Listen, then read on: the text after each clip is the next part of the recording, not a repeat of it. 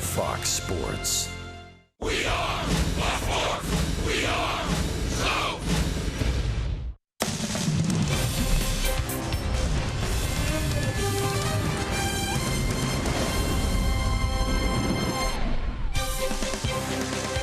On a beautiful afternoon in Philadelphia, Pennsylvania, we welcome to Hyundai Sunday and the final regular season game of the 2018 schedule.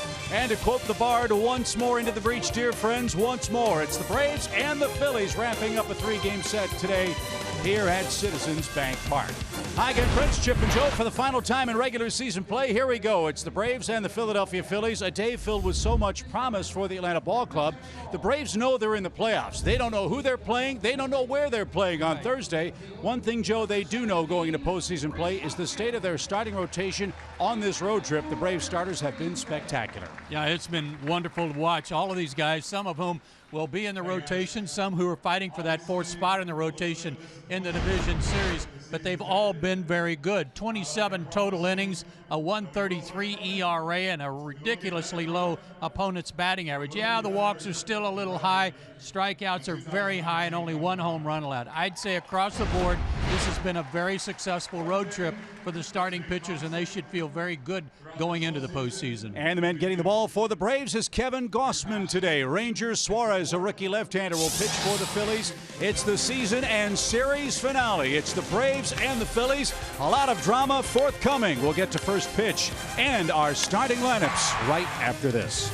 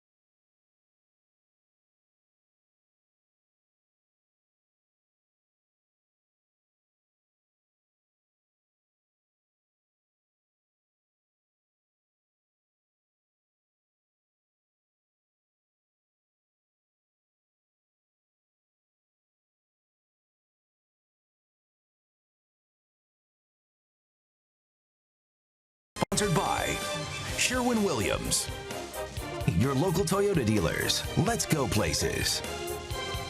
And by SunTrust. Confidence starts here.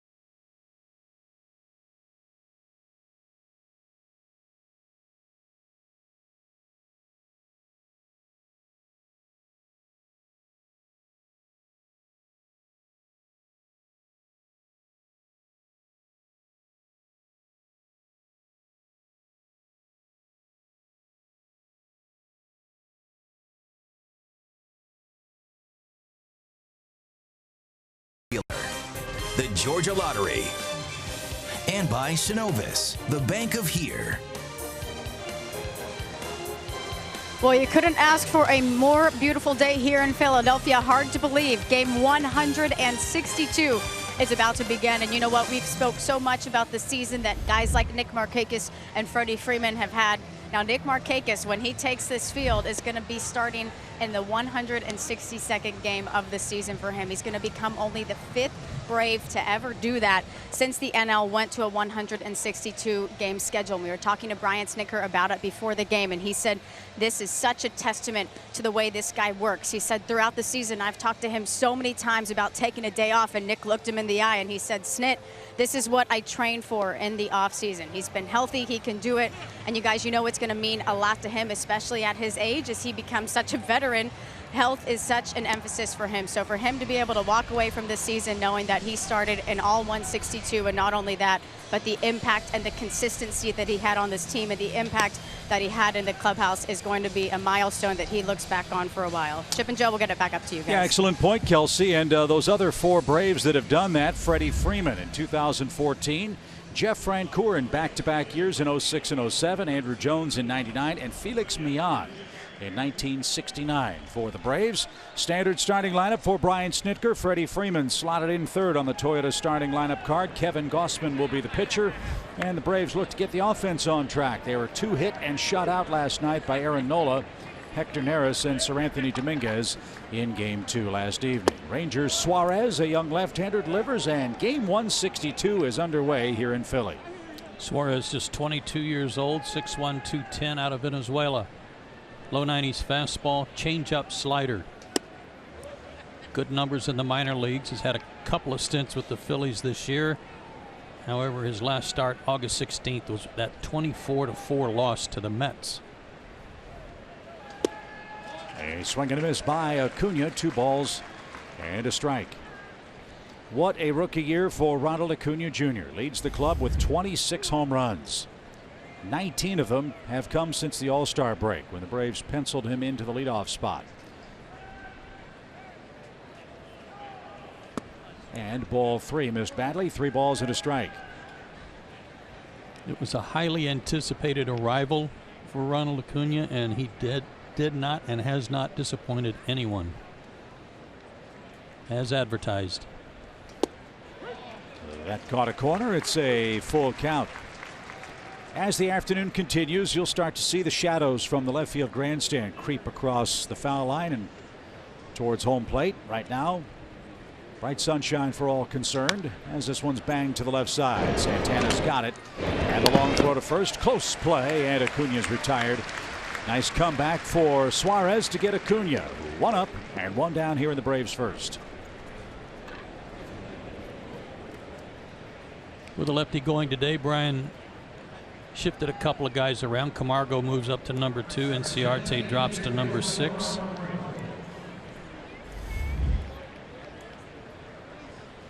Johan with 19 home runs and a .272 average.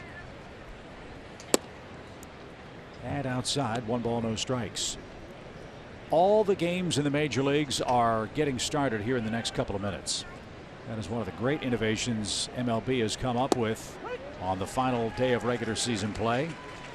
As Joe mentioned the other night, the West Coast teams often had an advantage knowing the outcome of the games back east and could alter their lineups, their pitching staffs accordingly. No longer. Everybody starts at the same time, and whatever advantage those Western teams had, now that's gone. You got to go play game 162, and there's a lot on the line for a lot of teams in the National League today. 2 division series are up for grabs, perhaps, or division titles are up for grabs. The National League Central, the National League West, and home field advantage on the line for the Braves as well.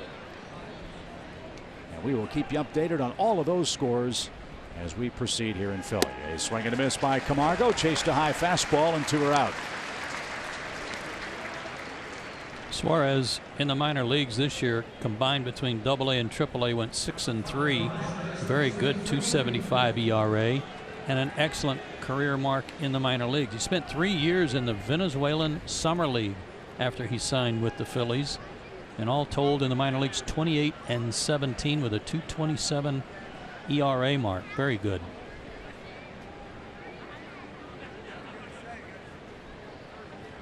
And the Phillies have been looking for a while for a left-handed starter in their starting 5 rotation. He was the first left-hander to start a game for the Phillies since Adam Morgan in September of 2016 when he faced the Braves. Down at Turner Field, the 1-0 pitch. And that missed inside to Freddie. Hope Freddie gets at least 2 RBIs today. He's at 98 runs batted in for the year. And is tied for second in the National League in hitting at 310. 2 balls and a strike.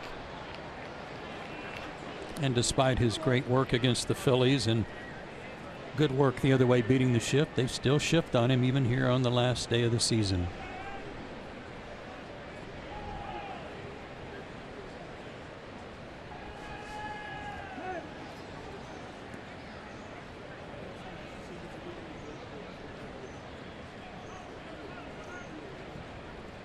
Two balls, 1 strike. And Suarez almost hit him again.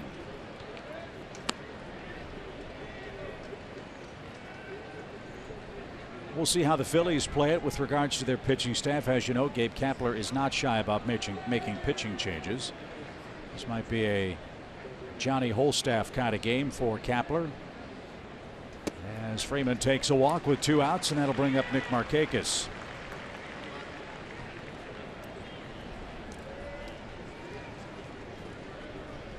So Nick Markakis will take a pitch, and his 162 games started run will be official. It's official right now. His name was announced.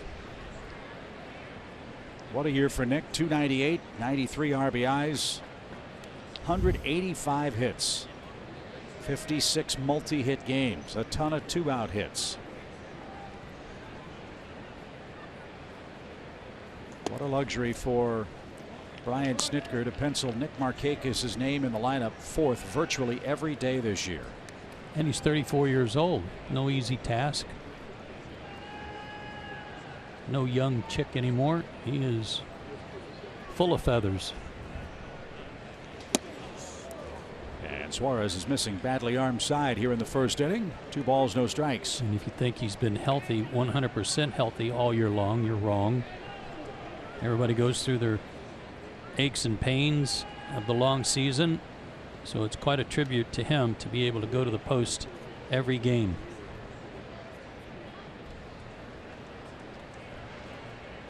Two balls, no strikes.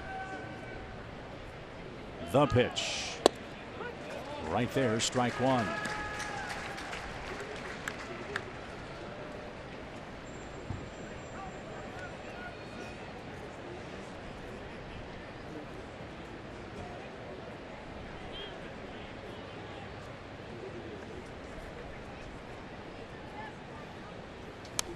Good cut, fouled back. And Markakis faces a 2-2 count. 93 fastball. That's about the tops for Suarez. He might bump it up another one to 94 on occasion, but mostly 90 to 93. Good changeup.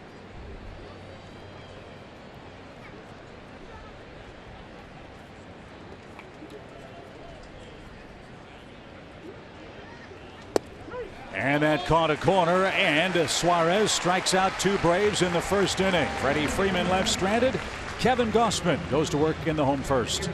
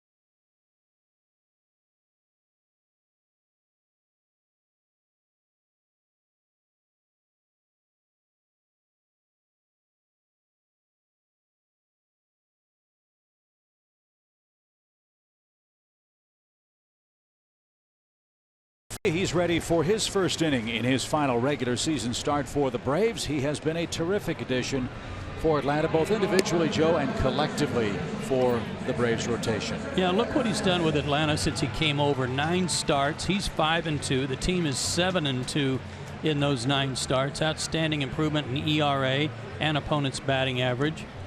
This is his 31st start, and his last start came against Philadelphia. No decision in Atlanta, where he retired the last 11 he faced. His 4 keys to pitching success today. Number 1, use all your pitches. Work on whatever you need to work on your last start of the year, and come out of it 100%. That's the most important thing today, is get all your work in, feel good about it, and get ready for the division series.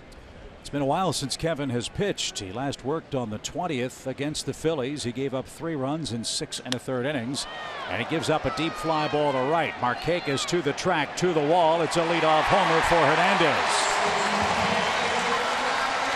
His 4th leadoff homer of the season, the 8th of his career. It came on the first pitch, and the Phillies lead 1-0.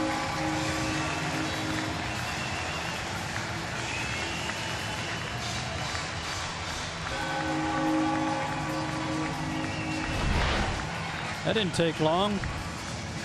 Fastball for strike 1.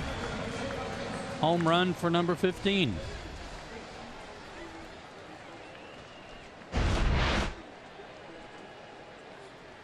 So Jose Bautista will bat with a 1-0 lead. Bautista batting 199 for the year, and a line drive out of reach of Ozzie Albies. That almost picked off Jerry Lane, the second base umpire, who had to duck out of the way. 2 pitches, 2 hits on 2 hard hit balls, and here's Roman Quinn. This is a little bit like the way Kevin started against the Phillies on the 20th.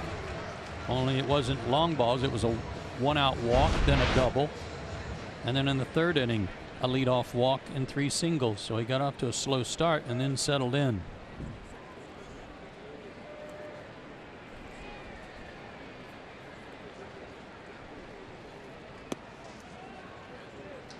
So here's Roman Quinn. He has been Mr. Everywhere and Everything for the Phillies in this series. He has batted 9th. He's batted 5th. Today he hits 3rd. In fact, for the Phillies, this is their 135th different starting lineup in 162 games. 135? Yes. I've never heard of that. I've never heard of that many. 135 different lineups. Good grief. Well, check the lineup when you get to the ballpark. If you got a Phillies jersey on, you don't know if you're playing or where you're playing or when you're batting. Or if you're going to bat, even if you're in the lineup. Pitch. Yeah, good point. Yeah. Foul back. A ball and 2 strikes. But Quinn has had an impressive series. He's got terrific foot speed. Showed that with a bunt and a sacrifice last night. Made a nice diving catch in the outfield. He's gotten on base as a starter in 24 of his 30 opening inning assignments. Runner goes. Pitches outside. The throw is on the money, but it's going to be late. Jose Bautista steals a base. That's his 3rd.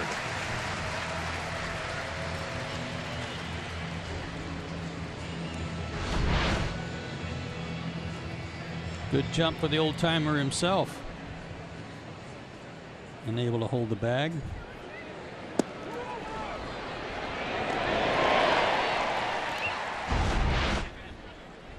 So Quinn with a 2-2 count. At the very least, he'll try to get Bautista to 3rd base for Rhys Hoskins, who waits on deck.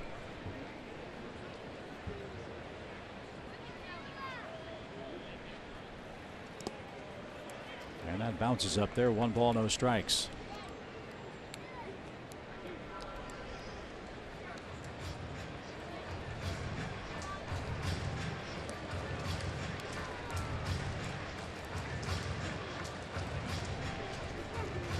A leadoff homer by Cesar Hernandez on the first pitch. Bautista with a single on the second pitch. He's stolen second base. And now Quinn faces a 3-2 count.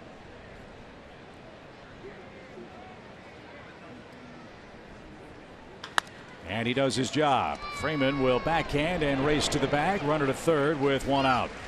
He had to hustle over just to get Quinn, too. They like Quinn a lot. Gabe Kapler talked about him in the papers here the other day. He has been riddled by injuries throughout his professional career. And if they can get him, they said, in the offseason, in a position where he can play 110 games or so next year, the Phillies feel like Roman Quinn can be a very big weapon for them in 2019. So Hoskins will be the batter. Team leader for the Phillies in homers and RBIs. 34 and 95 in those two categories.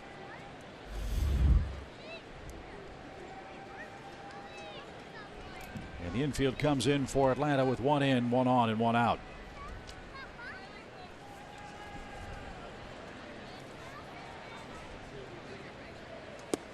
And that floats inside. 1 ball, no strikes. He's pretty much ascended to the level of team leader, too, and team spokesman. He came out before the game and addressed the fans, thanked them for their support this year. I don't know that he has the captainship, but wouldn't surprise me if he wasn't named the captain for next year. That almost got Bautista on the way by. Fouled away. 1 ball, 1 strike. Well, he's still a kid for the Phillies as well. He's the first Philly with 34 or more homers before he's turned 26, I should say, since Pat Burrell. We know how good a hitter Pat Burrell was here in Philadelphia. They just got to find a position for Reese to play in the National League. Today he's manning first base. And that swept outside, ball 2. I think we're seeing a little rust from Kevin Gausman here after that 10-day layoff. I couldn't agree more.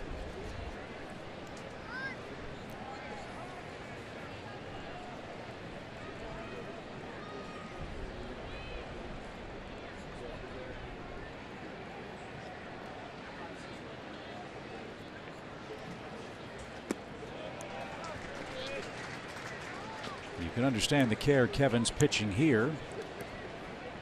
If you lose Hoskins, you've got a chance for a double play, but you've got Carlos Santana in the on-deck circle, and he's hit 24 homers.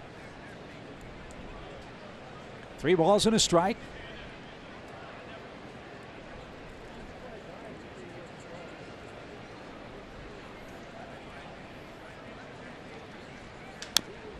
Good pitch.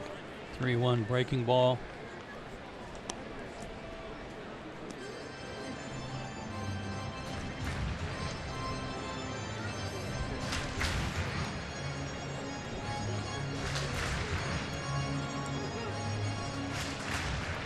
So here comes a big pitch in the first inning. Full count.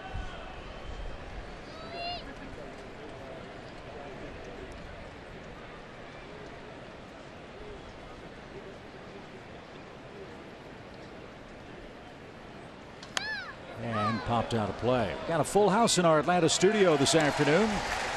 Jerome Jurvenovich with Nick Green, Brian Jordan, Paul Bird. They'll keep us updated on all the big happenings with the playoff races. Cubs and Cardinals at Wrigley. Rockies in Denver against Washington. Dodgers in San Francisco. How about each one of those analysts has been assigned a game? Pretty good chance.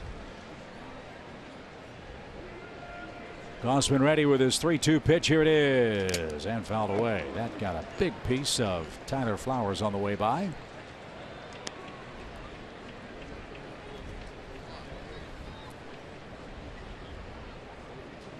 But that shock-absorbing catcher's mask probably helped him out right there. You know it did. Ooh. Spring-loaded. It's a great invention. But still a direct hit. Another 3-2 pitch. And Hoskins took it low.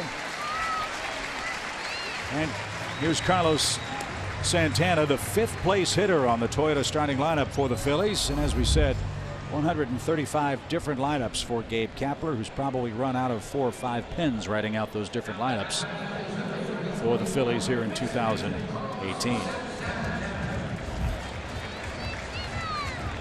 Santana starting again at third base. The Phillies say he's done a respectable job over there, and that might be his position next season if they don't sign Manny Machado. And what will they do with Michael Franco? They got a lot of unanswered questions about some of their players.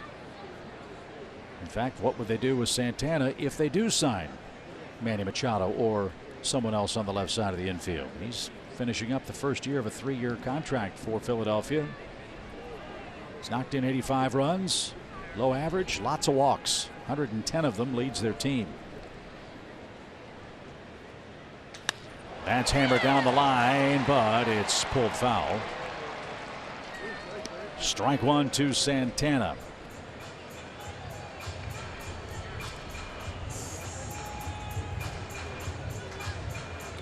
That's one of those that you hit so hard and you feel good about it, but it's like in golf. You see it hooking and you know it's going in the water, and there's not a thing you can do to stop it. And in this case, it's going foul.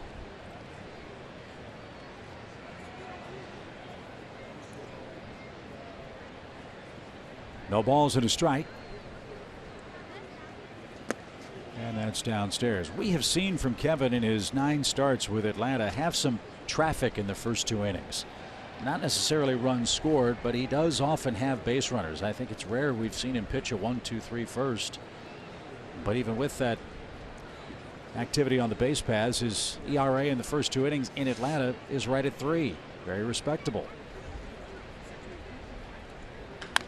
That's bounced foul. A ball and 2 strikes. Understand the walk to Hoskins. He pitched around him to set up the double play chance. And now he's got Santana behind, 1-2.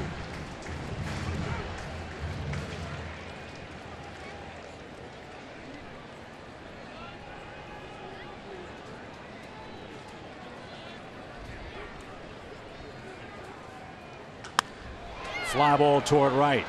Markakis comes charging. He makes the catch. Bautista tags. Here comes the throw toward the plate. It's going to be just late. Terrific throw by Markakis. Bautista a step or 2 quicker than the throw, and it's a sacrifice fly and a 2-0 Phillies lead.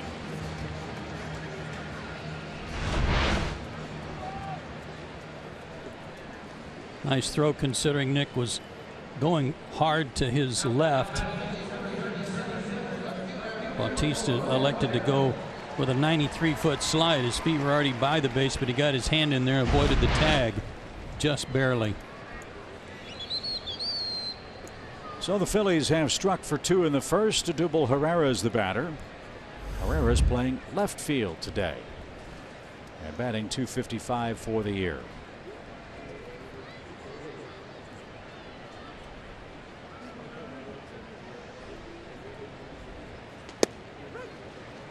And there's a strike.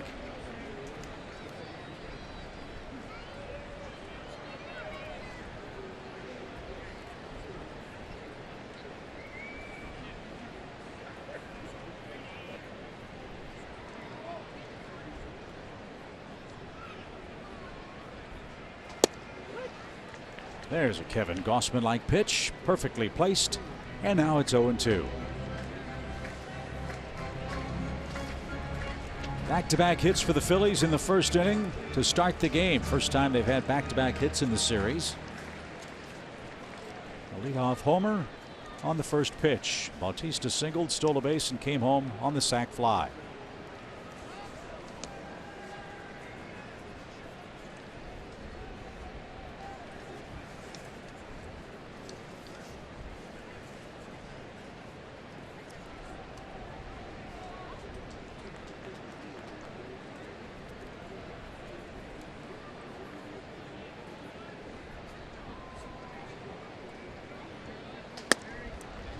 It'll take at least 24 pitches for Kevin to get out of the first inning.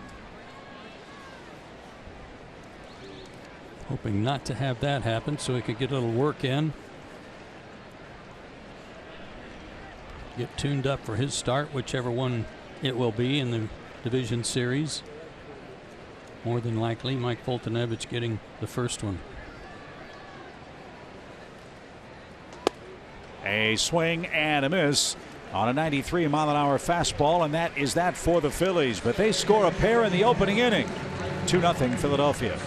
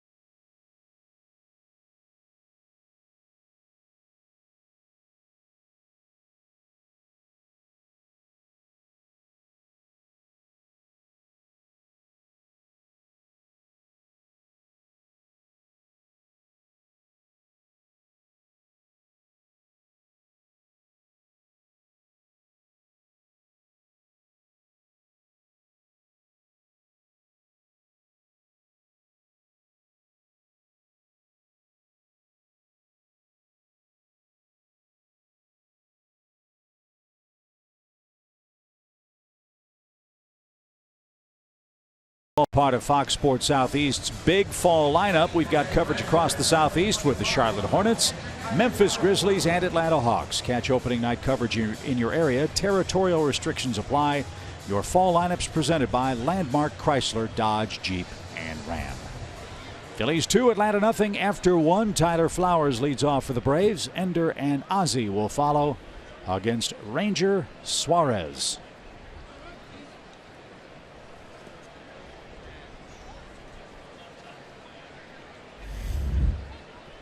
Tyler at .229 for the year, 8 homers, 30 driven in. Braves have pretty much alternated starts all season long between Tyler Flowers and Kurt Suzuki.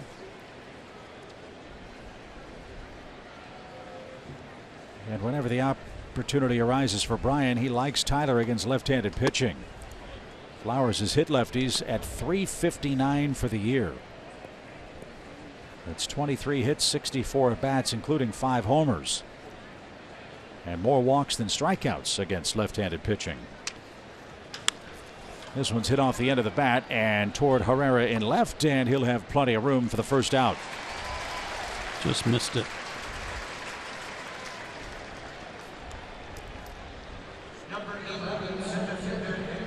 Milwaukee got RBIs in the first inning from Aguilar and Moustakas to take an early lead over Detroit.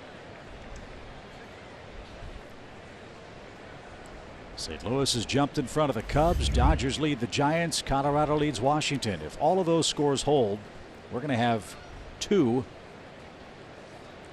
extra games to decide division champions.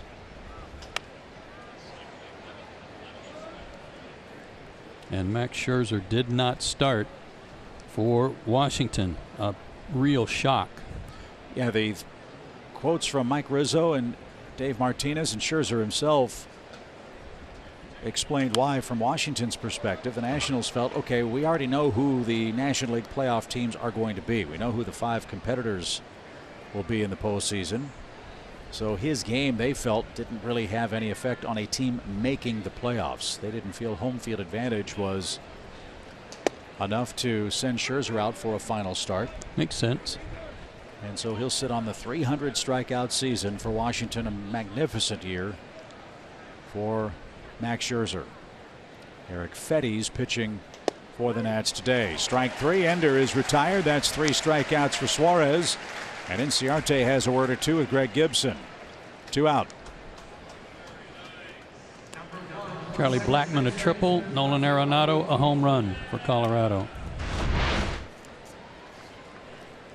And Greg Gibson a ring up. Big high curveball on that, but got the call. Here's Ozzie Albies batting right-handed. And he swings the first pitch, bangs it up the middle. And the peg to first in time. Quick 3 up, 3 down in the Atlanta second. Phillies maintain a 2-0 lead.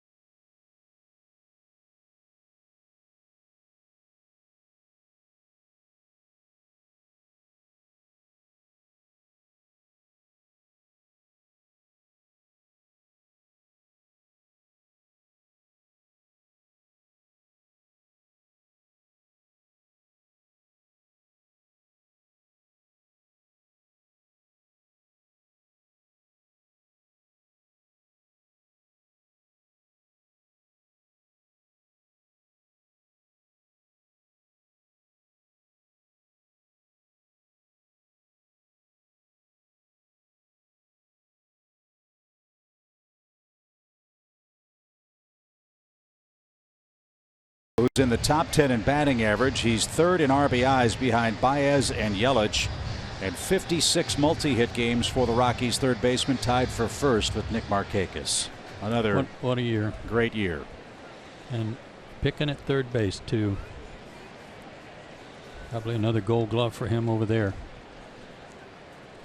So Scott Kingery leads off the second for the Phillies. Kingery back in there at shortstop. Gausman continues to work out of the stretch, as has been his custom with the Braves. Kingery walked, had a bunt single, and scored a run in game 2. Well, hold him right there. You know, the Braves are going through the first time in the lineup to see Ranger Suarez. Second time might be a different story after they have watched him one at bat, or in some cases one pitch.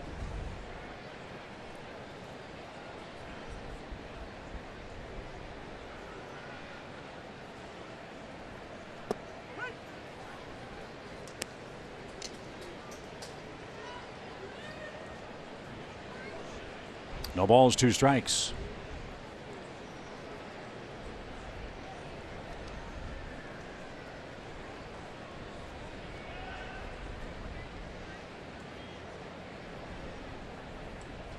Kingery, Knapp, and Suarez coming up in the second. The pitch, and he flailed and missed.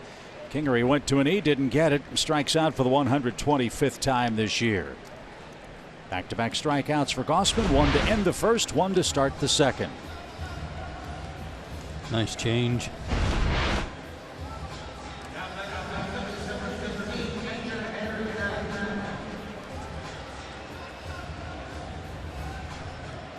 Andrew Knapp hitting .201. You know he'd love to keep that average above 200 to end the season.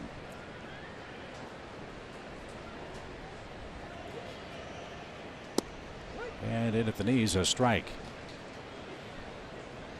When Kevin starts dialing that spot in, he is awfully tough. Good movement on that fastball. He's got the 2 changeups. Knocked off some first inning rust and has now retired 3 straight. And is ahead of Knapp, the Phillies catcher, 0-2.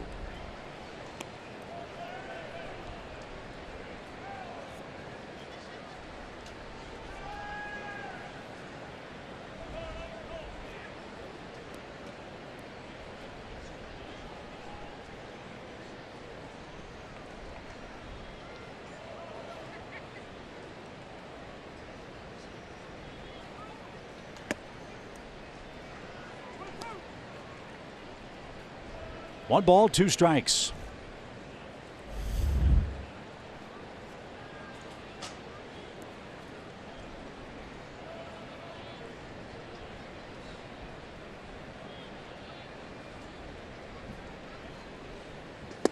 There's the change, nice and job. Knapp couldn't get it.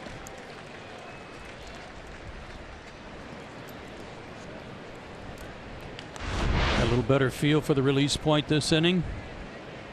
And change up again, a beaut. That's the age-old question, isn't it, for a pitcher in the major leagues, or really any level? Too much rest. Rest versus rust, right? So here's Suarez. He's 0 for 5, couple of strikeouts as a big league hitter. As Joe said, good run in the minor leagues between AA and AAA. He'd allowed 2 or fewer earned runs in 17 of his 21 minor league starts. And kept the ball in the ballpark, which is something else they would like to see here in Philly. That one good enough. 0-2.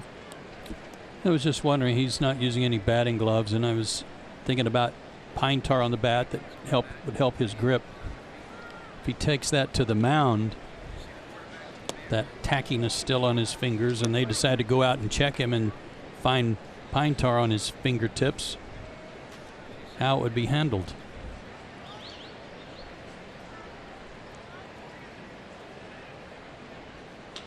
Line drive toward right center field. Markakis on the run. Can't get it. That's by him, and it's up against the wall. Suarez around second. He's on his way to third. Relay throw from Ozzie won't be made. It's a triple. Bullpen going crazy.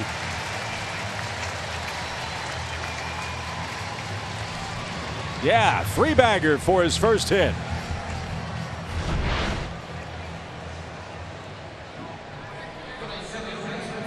Put a good swing on it, too.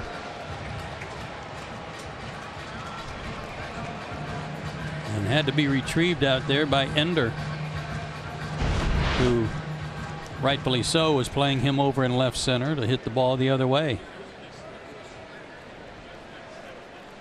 So that is the lone Ranger Suarez hit. Yikes. A triple with 2 outs. And here's Hernandez, who homered on the first pitch of the day. And outside, ball 1. You know, it's the last game of the season. I'd like to go home and not be ill. I thought I'd get it out of the way early so you don't have to worry about when it's coming, because you knew it was. 15 homers for Hernandez. And a strike. It's even, 1-1. Braves will be playing on Thursday. We just don't know whom, and we just don't know where. And we may not know if what we're seeing early today, we may not know until later tomorrow, the answer to both of those questions. Again, if the Rockies and Dodgers finish tied, they play game 163 Monday at Dodger Stadium. The Rockies held back Germán Marquez. The Dodgers held back Walker Buehler for that potential Monday play-in game. And strike 3 called, retires the side. Gausman strikes out 3 in the second. He gives up a triple to Ranger Suarez, and it's 2-0 after 2.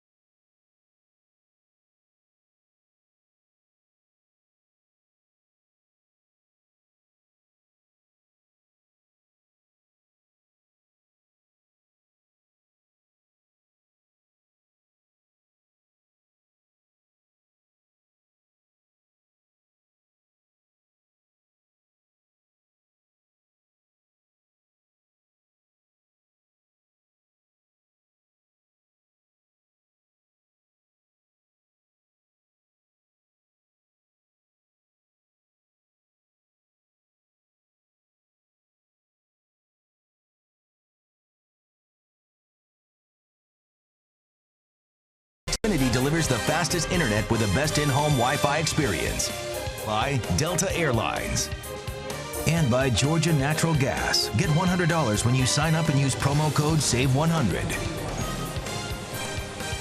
Phillies 2, Braves nothing after 2. It's the finale of regular season play for the Braves and Phillies. And all of our thoughts and prayers are with those of you in Braves country who have been affected by Hurricane Florence. We encourage you to join us in helping those in need by giving to the American Red Cross at redcross.org/Atlanta Braves. Hopefully many sunny days ahead for that beautiful part of our world. Braves country well represented tonight, or today I should say, in Philadelphia. Ranger Suarez with a triple for his first big league hit. Got 2 first-inning runs to play with, and now he'll face Charlie Culberson, Kevin Gausman, and Ronald Acuna Jr. He's got to be out of gas, doesn't he, with that triple? I would think.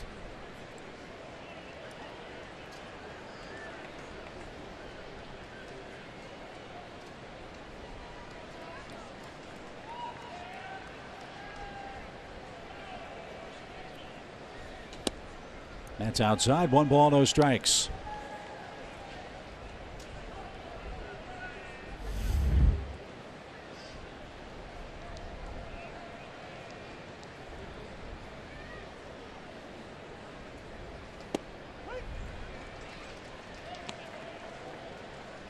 Braves are hopeful that Dansby Swanson will be able to come back and be ready for postseason play. Still don't know if that's going to be the case for the Braves shortstop, who you might recall partially tore the tendon in his left hand while we were in New York, was sent back to Atlanta, and has been undergoing treatment and further examination on that left hand.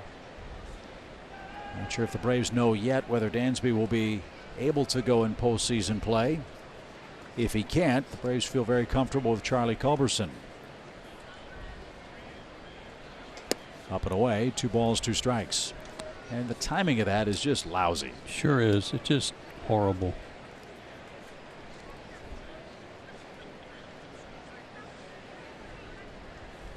So we'll hope for the best, Dansby, as Suarez turns it loose, 2-2, and low, full count. Yeah, it's kind of a trade-off. Dansby's the better defender, and Charlie, in fewer games played, fewer at bats, has better offensive numbers overall, batting average, etc. Doesn't have as many homers. There's a good start. So he's out of gas. Second walk, and Gossman a chance to bunt here. Yep, good practice. Get him over. Doesn't have a sacrifice yet.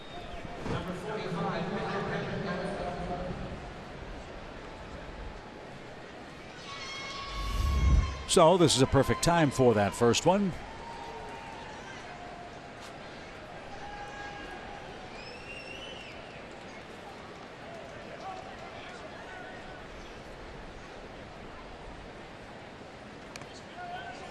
And that's bunted, foul at the plate. No balls and a strike. Well, the Dodgers are taking no prisoners in San Francisco. They've scored 6 runs in the first 3 innings. So it looks like LA is going to take care of business out west. See if Colorado can hold serve. Didn't get it. 0-2. The Rockies lead their game. If the Rockies and Dodgers finish tied, they play tomorrow in LA.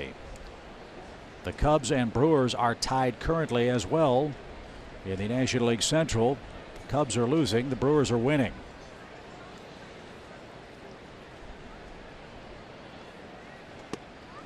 And he didn't get the bunt down. Got to stick your nose in there to get that bunt down against a lefty who's throwing you a lot of breaking balls. It's hard to do if you don't do it very much. But you can see him kind of reaching to try to bunt it. So that's 4 strikeouts for Suarez. And we go back to the top and Ronald Acuna. It's an amazing stat on Ronald today, as this one's rifled toward the gap in left center field. That's going to get down and bang off the fence. It's going to ricochet back toward the infield. Charlie's getting waved. The throw to the cutoff man is short hopped, and Acuna drives in Culberson on the first pitch. His 64th RBI, a missile, and the Braves have cut the lead in half. It's now 2-1.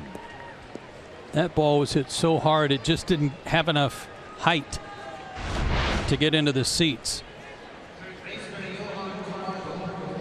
And your description of a missile is pretty accurate.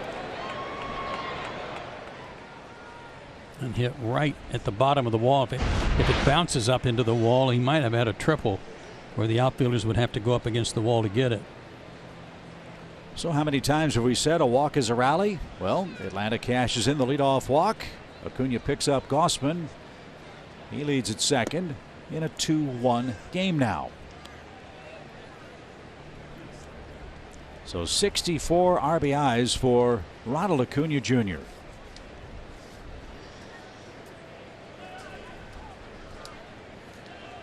And they're starting to stir in the Phillies bullpen.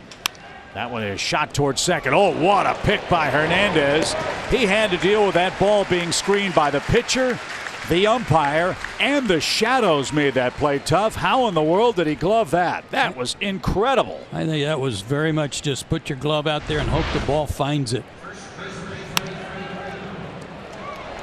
Wow, what a play. What a lousy break for Camargo. The runner does advance, however, and Freddie's the batter with 2 outs. Really good hands there.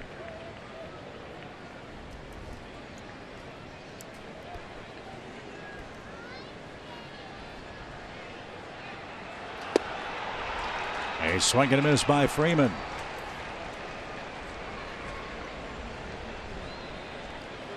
Might hear some cheering at odd times here at the ballpark because the beloved Eagles are in play, and you know the fans here in Philly are paying attention to that game as well as this one.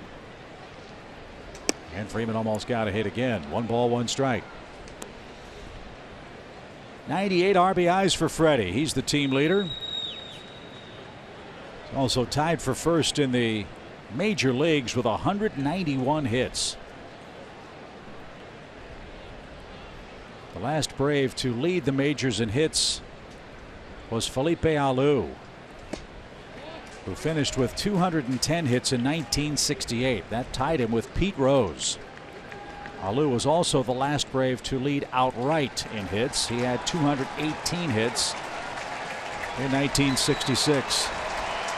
Pretty good company being that comparison to those two guys.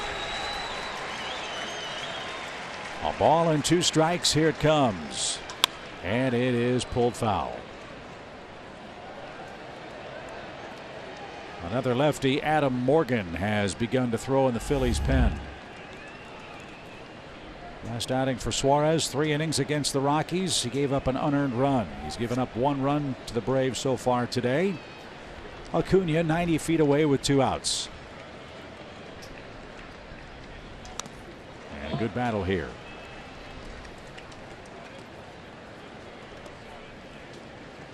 Starting with Acuna, couple of hard hit balls going through the second time in the order.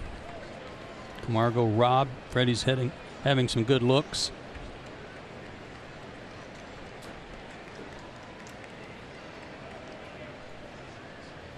So the 1-2 pitch is cut on and missed. 5 strikeouts for Suarez, but the Braves break through. They cash in a leadoff walk to make it a 2-1 game.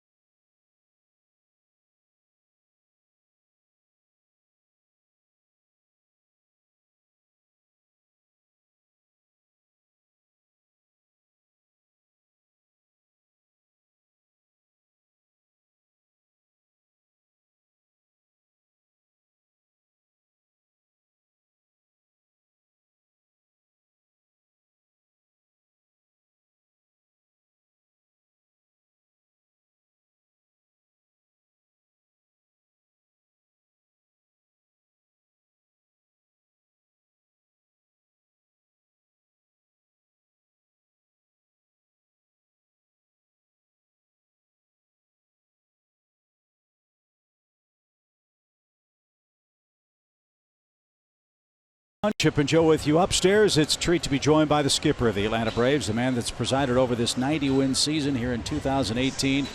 Brian, first of all, congratulations on this most remarkable and unexpected of seasons. What a 2018 ride it's been. Yeah, it has. I mean, thank you very much. I'm really proud of everything that we've accomplished up to this point, and real proud of the guys. I'm happy for them because, you know, it wasn't easy getting here. Jose Bautista is leading off for the Phillies. He singled, stole a base, and scored against Gausman his first time up. Brian, you made some changes on your staff in the offseason. I know that's hard for a manager to do, but the guys you brought on have certainly been an integral part of what you guys have accomplished this year, and I know you're proud of their work too. Yeah, I am. I mean, it's a really talented staff. I call them rock stars because they're all baseball guys. They've gotten all the new analytical information that we've gotten, and I think did a great job of getting it to the players. I mean, the work ethic of the players is, I think it just impresses the heck out of me. The hours our coaches put in every day preparing for a game is really something. I mean, they're a special group of guys. I saw Ron Washington out early today doing his work with Rio Ruiz here on game 162. Yep. It never stops. I mean, these guys they're day in, day out, man. I mean, I call, our players are gamers. These guys are too. I mean, it's a really, really sound and it's a fun group of guys to be around with all the knowledge and everybody. A lot of them have been through these wars, and it's good for me too to lean on them also. Brian, I can't help but think of the last time we saw the Phillies in Atlanta, the day that the Braves clinched the division title, and your discussion with Ken Rosenthal and how choked up you were about what this season meant to you personally. I know you're a team guy. You've been an organizational guy. We all know that. But for our fans who missed that moment, can you explain what this championship in this 2018 season means to you and your family personally? Yeah, no, it's just, it's special. I mean, it's been a long journey. I was just very blessed that Ronnie and Aaron, Troy, John, the Luke and Jude, they could all be there to experience that with me because, I mean, they've been with me the whole way. And if it wasn't for them, I wouldn't have been able to do this, that's for sure. And, it has been very special from where we've come from, what we went through here the last few years, and to do this year, like I told Ken, I mean, it is special. And it'll go down. I mean, it'll be something I'll remember for the rest of my life, the feeling that day. I don't think there's anybody in Braves country who will forget it either. It was such an exciting time for the Braves, who now, Brian, you have to quickly put the end to this season and focus to an entirely different endeavor. That's the playoffs, which are going to start on Thursday. Tell us about how that process has begun for you, your players, and your staff. Well, we've already had internal discussions and meetings about the makeup of the roster. I had a talk with the guys today and kind of laid the groundwork out, how it's going to happen tomorrow, and we'll meet again as a staff and an organization in the morning, and kind of come to we're going to take the best 25 guys that we have that we feel will give us the best chance to win. I mean, it's some of the guys, they've taken the hot hands, but that's just the way it is. And I explained that to the guys, and we'll probably send a contingent to Florida to stay ready in case of injuries or anything like that, and just kind of get everything going here. Pitching has been really good on this road trip, starting pitching. Everybody's pitched in and done their part.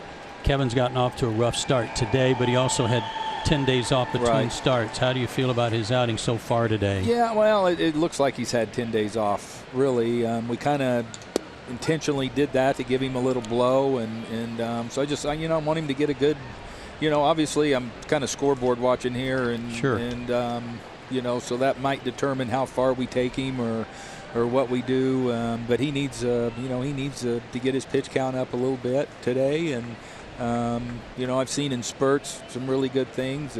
He looks a little rusty. That being said, we just walk another one. What are your biggest concerns going forward? Is it the base on balls? Is it injuries? Is it something else? Well, overall health, I guess. Some of these guys, like I said, we rode a young bullpen pretty hard. Right. To get to this point. The walks are definitely continuing to be a concern. The health of a couple of guys is, we're just going to have to wait and see over the next couple of days, and that's going to determine how we put the club together. And there's a lot going. It took a lot out of us to get to this point, and so hopefully these next 3 days after this we can regroup and heal some guys up and be ready to go on Thursday. But that plan is complicated in this regard. If the scores that we're looking at hold, you may not know who you're playing, where you're going until late Monday night. Yeah, I know. And we're planning if we don't get a home field, and all the other two guys got to do is win, and we don't. We're leaving to go somewhere Tuesday after the workout, and we may not know until we get until, like you say, Monday night. Well, you have to fly west if you have to fly, so that's certainly helpful for you. with either Colorado or well, the yeah, Dodgers. and it's not going to change the time. We're going to work out about 12:30 on Tuesday, and then jump in the bus and go from there. So, you know, if we can't have home field, there's some people ask me.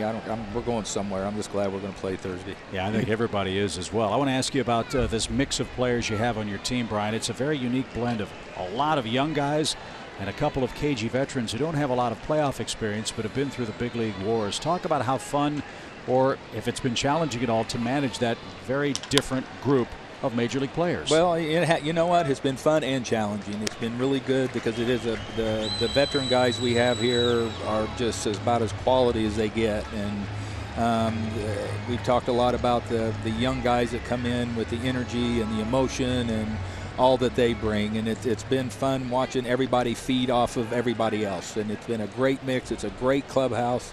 You know, I love the makeup of this club, the fight in them, the grit in them, how they never stop grinding, they never stop preparing, they like to work, they love to play baseball, and it's a really fun group to be around. 1 ball, 2 strikes to Hoskins. That is hooked foul down the third base line. If things turn out your way, Brian, where you don't have to fly, if you earn home field advantage, will you still work out on Tuesday? Yeah. We'll take tomorrow completely off, but we'll work out Tuesday and Wednesday both. Well, Brian, I know you got a game to get back to manage. We just wanted to say thank you to you and your staff for being so accommodating with all of us at Fox. It means the world to us. We couldn't be happier for you and the club, and wish you all the best in postseason. This is our final game of the year, obviously, and we'll turn things over to the network guys, but we'll be at the ballpark and we'll be rooting like everybody else in Braves country. Well, you know what? I appreciate y'all too, because we know there's no more bigger Braves fans and guys that pull for us, and myself included, than you guys. And we appreciate everything you do for us and how you treat us, and you know, the good friends that you've both become. So thank you so much. Way to go, Brian. Thank you so much. Luck, we'll pal. see you in the playoffs, and we'll see you on the charter heading home, hopefully after a comeback win today. That's Braves manager Brian Snitker. Big out for Kevin Gausman. He just got Hoskins to pop into an infield fly. And here's Santana, who's driven in a run with a sac fly. 86 RBIs for Santana. Let's see if Gausman can wiggle off the hook here and keep it a 1-run game.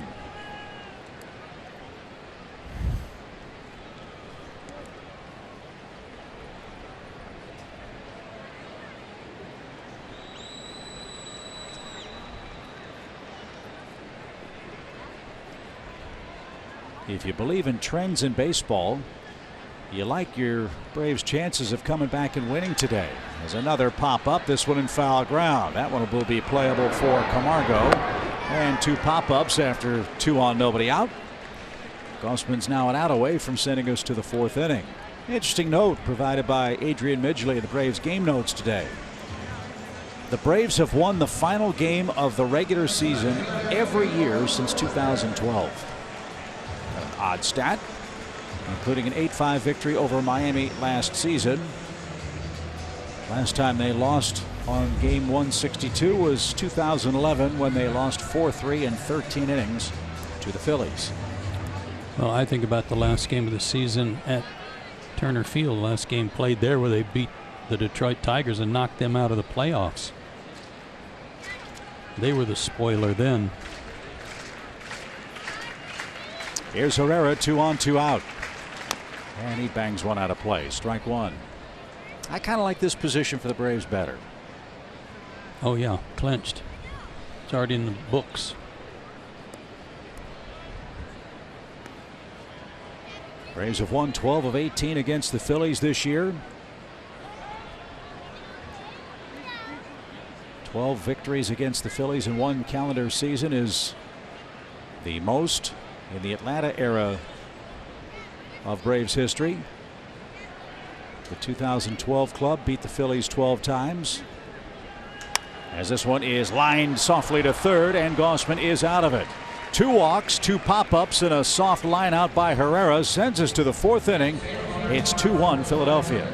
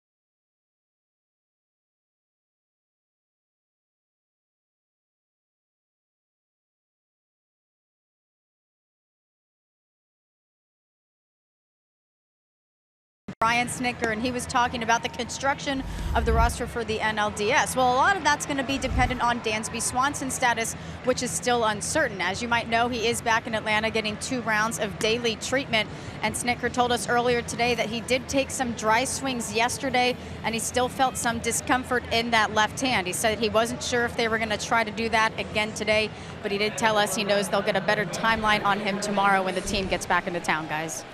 Thank you very much for that update, Kelsey, and all of us are hoping that Dansby can make it back. Hugely important part of this ball club. So it's the 4th inning. Phillies 2, Braves 1. New left-hander on for Philadelphia. Adam Morgan, the Atlanta native. Markakis, Flowers, and Inciarte are coming up. I think this will be a one-and-done inning for Morgan. The pitcher spot is due 3rd in the bottom half for the Phillies. Yeah, I think it'll be a revolving door from here on out.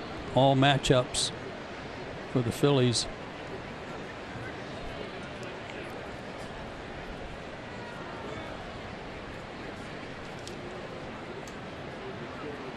Morgan pitched the 7th inning here on Friday night.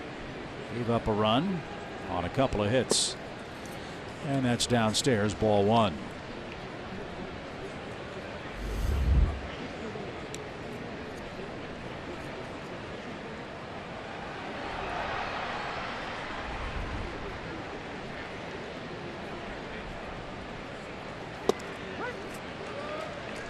That's an even count. Again, Nick Markakis getting a second trip to the plate. He has started every game for the Braves. Last Atlanta player to do that, Freddie Freeman, 4 years ago.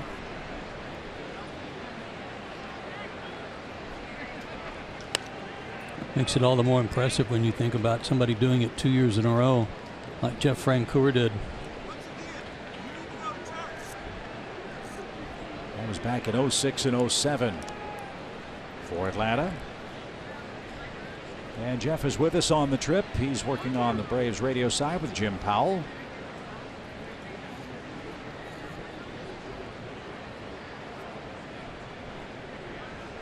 Homecoming of sorts for Francoeur. He's a former Philly too. Still has a lot of friends in the Philly clubhouse. The pitch. Did he go? He did not. And the count even now. 2 balls, 2 strikes.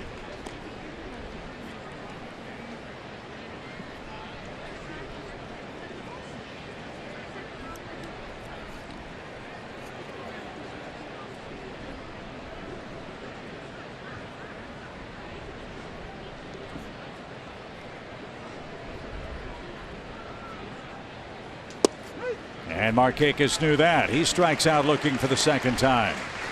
Nick took a swing as the pitch before, almost like he was just trying to make contact because he wasn't picking the ball up very well. He didn't see that pitch, I don't think, at all, that one that busted him inside just now. Shadows have almost completely covered the infield. Well, you got a strobe light. The ball's coming out of the shadow, into the sun, into the shadow. Bright sunlight on the batter's eye. Yeah, it's rare to see Nick strike out twice in a game, much less looking twice, which is what's happened here. That's a fair ball. Nice play, Santana. Strong throw and on line, and Hoskins handles the hop. What a play by Santana, who ended about 75 feet away from the third base bag after he made that throw to retire Flowers. Pretty play. For a team that's made a jillion errors this year, they've turned in 2 beauties today. Hernandez at second, and now Santana, who last night showed us a good arm until the 9th inning when he threw one away and gave the Braves life for a moment. But that was a terrific play right there. If he keeps doing that, they'll be very happy with him at third base. So a nice play to retire Flowers. Here's Ender. He struck out his first time up.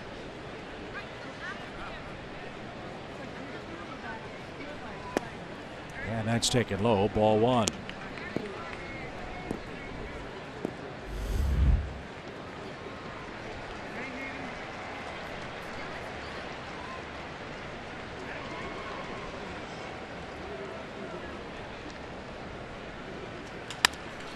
Santana can't get that one. Ender bangs one down the left field line. So he continues his excellent work of late against left-handed pitching. That is his 19th hit in his last 40 at-bats against a southpaw. What a difference for Ender between the first half and second half in that regard. And he was a little late too, Chip. You know, that fastball rode up a little bit. I don't want to call it a defensive swing because he hit it hard, but it might have been difficult for him to pick up too.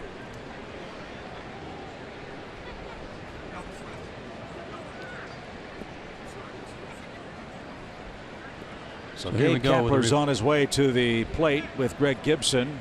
Revolving door time.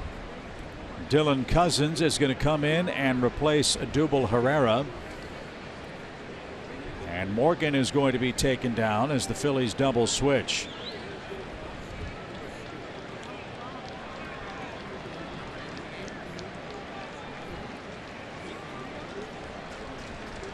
So Herrera's 2018 season comes to a close as he makes his way to the dugout. He'll finish with 22 homers, 71 RBIs. Gabe Kapler will go to the center of the diamond, and Tommy Hunter will be the new pitcher. 2 outs, a runner aboard for Atlanta. We continue in the 4th inning.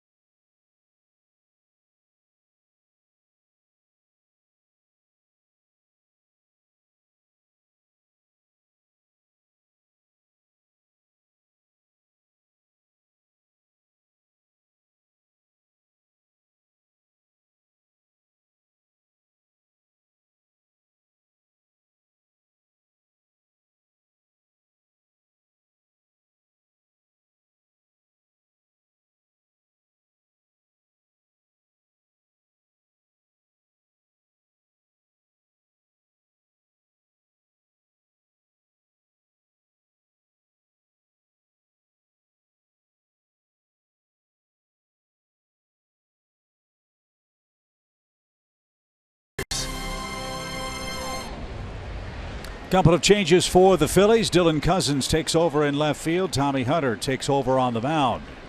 He will face Ozzie Albies with a runner at first and 2 outs. Ozzie bounced out on the first pitch he saw. That ended the Atlanta second. Ozzie's a very aggressive hitter early in the count, and the numbers bear out the reason why. On the first pitch he sees, he's sporting a .350 batting average.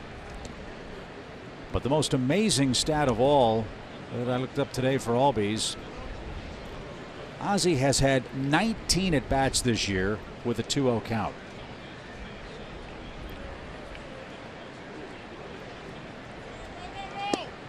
That's not many. And I think we saw the difference in the results for Albies in the first 2 games of this series. He was much more patient in game 1. Had a couple of hits, hit the ball hard twice, scored a run, was very aggressive swinging the bat last night, and had very little luck. This one's popped down the line, and Santana couldn't get there. It's behind the tarp. 0-2.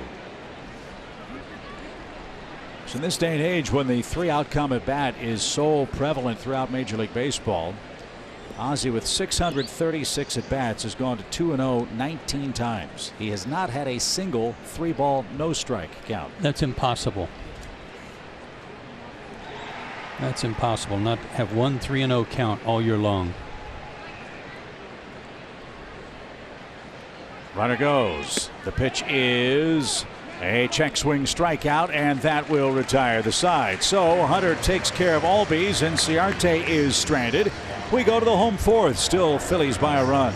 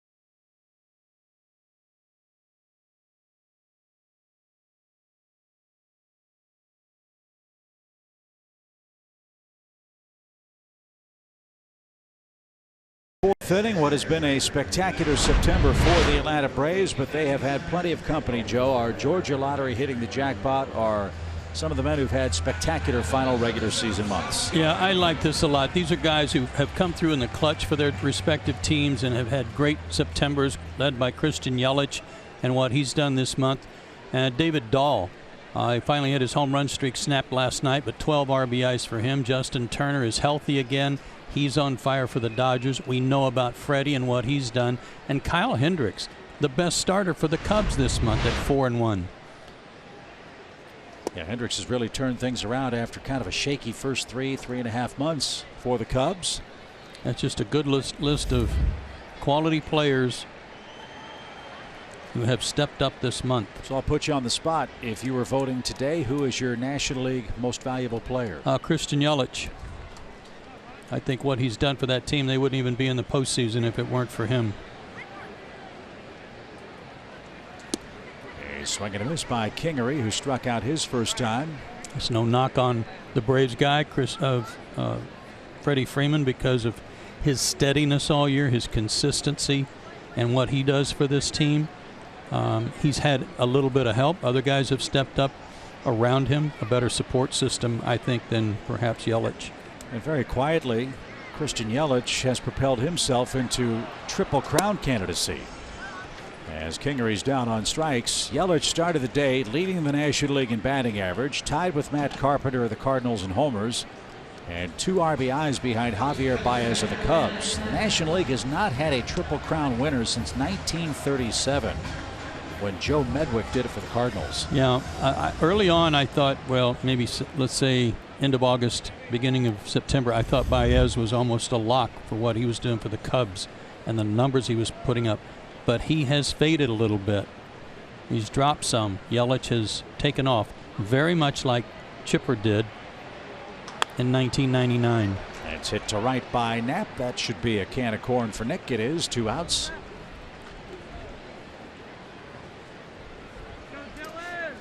Comparisons between what Yelich has done this month and what Chipper did in '99 in September, when he basically took the team on his shoulders.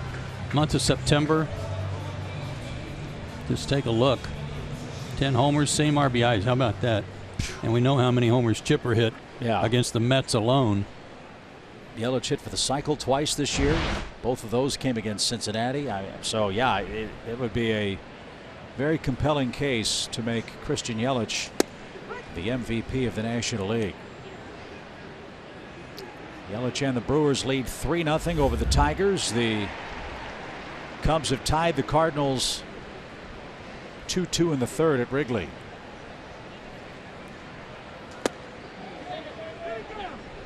He went around. Dylan Cousins not sure about that.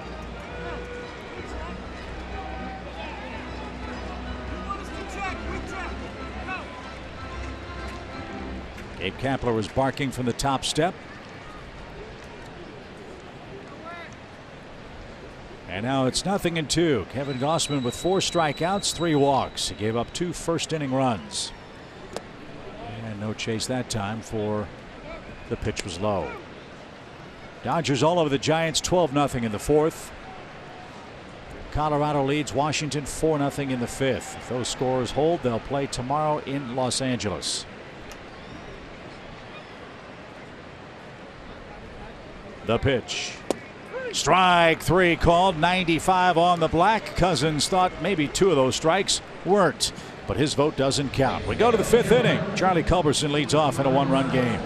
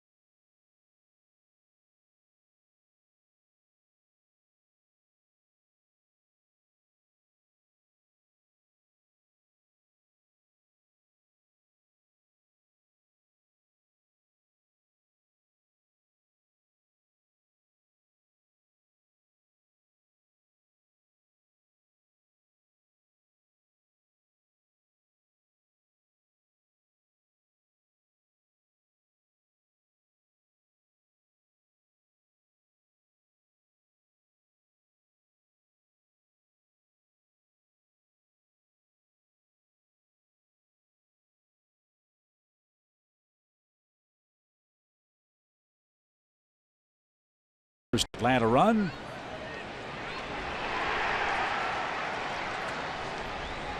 That came off Ranger Suarez, who started and went 3 for the Phillies. He gave up just 1 hit. Braves have 2 hits in total as Hunter delivers a strike. Shadows have almost completely covered the infield. Still some bright sunshiny areas right at the front slope of the pitcher's mound. And that's low. Ball 1.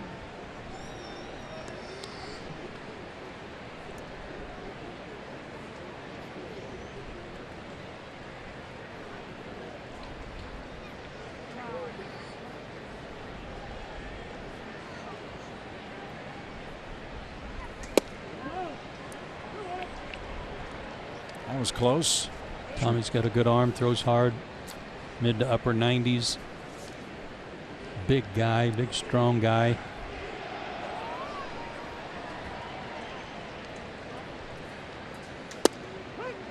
Had a nice impressive control stretch. He had a 21 appearance run from May 8th to June 28th where he didn't walk a single batter. Oh, that's outstanding.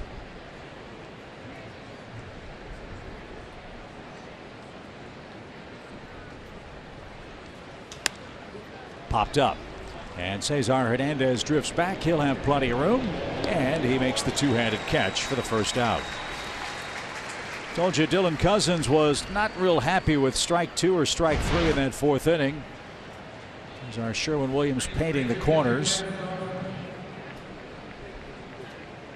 Didn't like the call by Greg Gibson. They had a chat about it and then shook hands. Nice. I like that. Don't know that I've ever seen that in the middle of a game before, but might want to make friends with Dylan Cousins. That's a big dude. Don't want him on your bad side. As Gossman bats, he tried to bunt last time up, struck out. And low. 1 ball, 1 strike.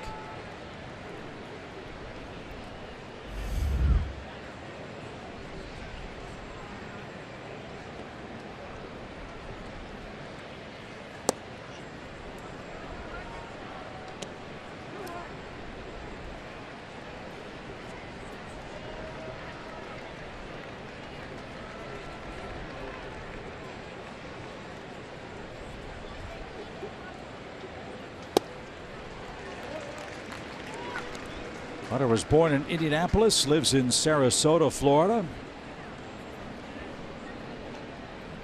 Went to Cathedral High School and Alabama.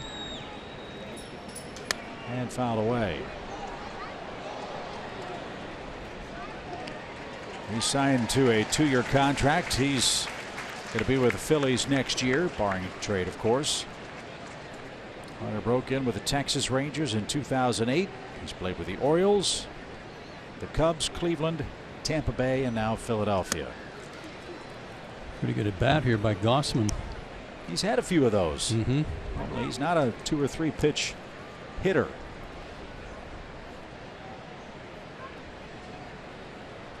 So another deep count for Kevin.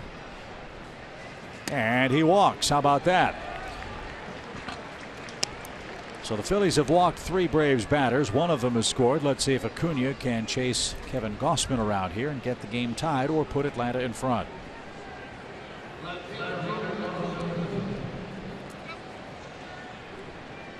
Acuna doubled home Culberson in the 3rd.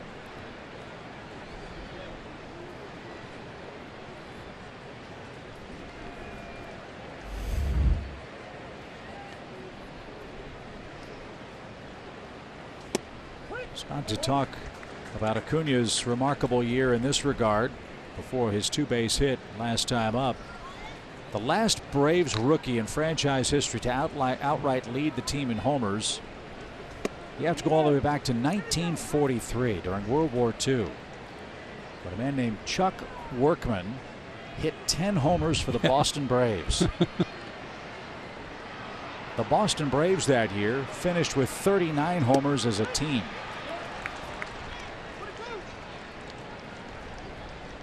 Major League Baseball was very, very different during the war years with so many of its stars serving in the military. But Chuck Workman forever in the record books with a double-digit homer performance in Boston. What a season he had. And by comparison, it was pretty good. 2 balls, 2 strikes. And ripped foul back our way. We'll do it again. Cubs scored 4 runs in the 3rd inning. They've taken a 4-2 lead at home over St. Louis. Milwaukee leads at home 3-0. You like chaos on the final Sunday? Might be getting it today. That's true. Might be a lot of baseball played tomorrow. Love it. Pop fly foul.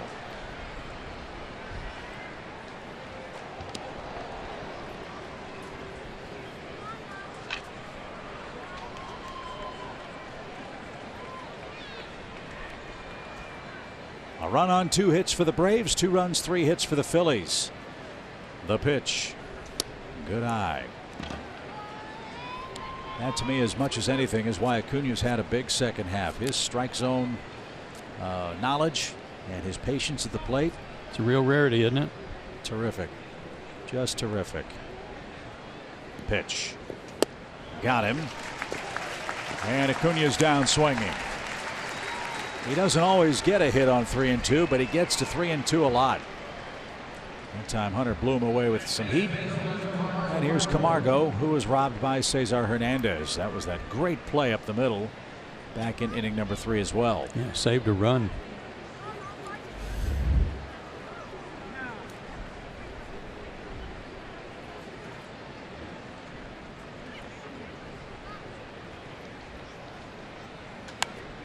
That's out of play. Strike 1.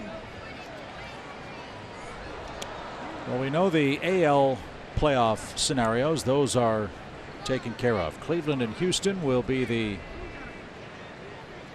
first round opponents. And the Red Sox will await the winner of the Yankees-Oakland game. A 1-game playoff that will take place at Yankee Stadium. Can you believe it was 17 years ago that the Jeremy Giambi, Derek Jeter flip play took place? No. Goodness. This doesn't seem possible. Line toward left. That's slicing away from Cousins, but into the seats. So how many times do you think we will see that play on the playoff production? Yeah. Oakland and the Yankees playing in a winner-take-all game for the right to face the Red Sox.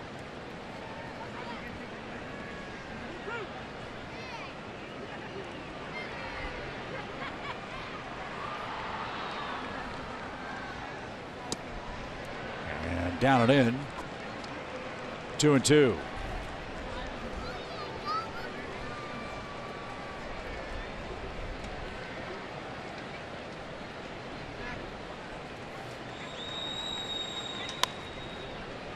Out of the way again.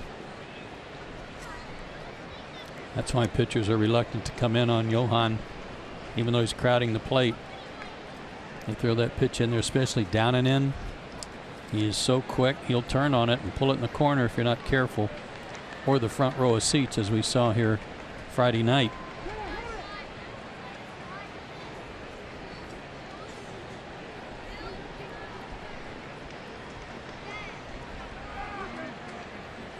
Gossman's been standing at first a while here in the 5th inning. A 1-out walk to him. Now the pitch.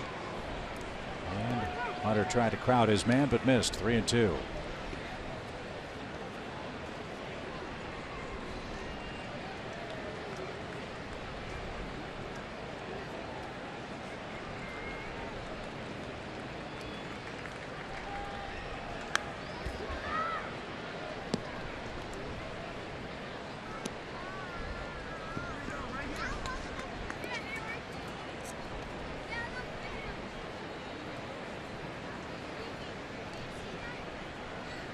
.30 pitches for Hunter. He has pitched 1 inning.